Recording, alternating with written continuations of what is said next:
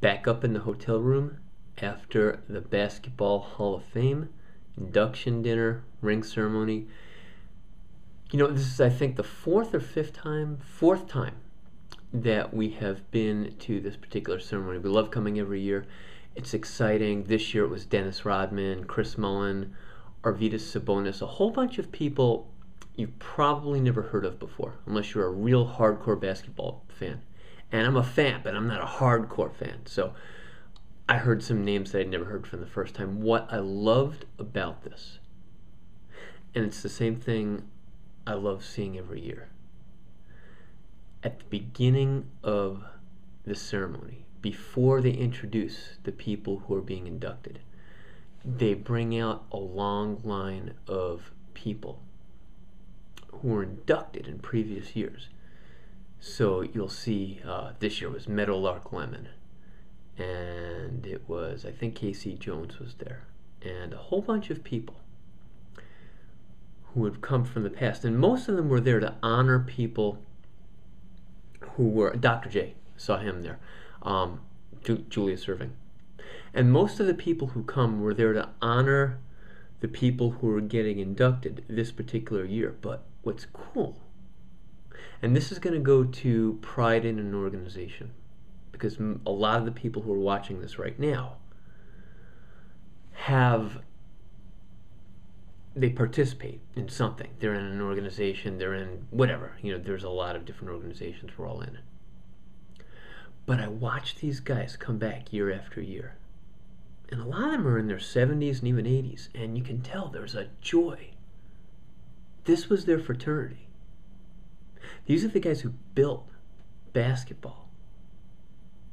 You know, before the Michael Jordans were around, before Magic Johnson, before Larry Bird, before any of those guys, there was a foundation that was laid so that basketball became the national game and the international game that it is now. And the pride that they have in the thing that they built, it's what keeps them coming back year after year after year. And you see them coming down that aisle, the joy that they have. Not just in the recognition. Everybody loves to be recognized. Everybody loves to be clapped for. But I like to believe, and I think I see it in their eyes, there's something in them that says, yeah, I built this game. This was my doing. And whatever you're involved in, it's probably not the NBA. It's probably not Major League Baseball. It's probably not anything like that. Although, you know what? You have the opportunity to take any organization that you're in and invest it with your own spirit and your own pride and your own hard work and your own repetition and building the skills. And that could be anything. That could be a school, that could be a job, that could be a business organization. But I got to tell you, there's few things that give people a bigger sense of pride and a bigger sense of ownership than building an organization that they're proud of from the ground up.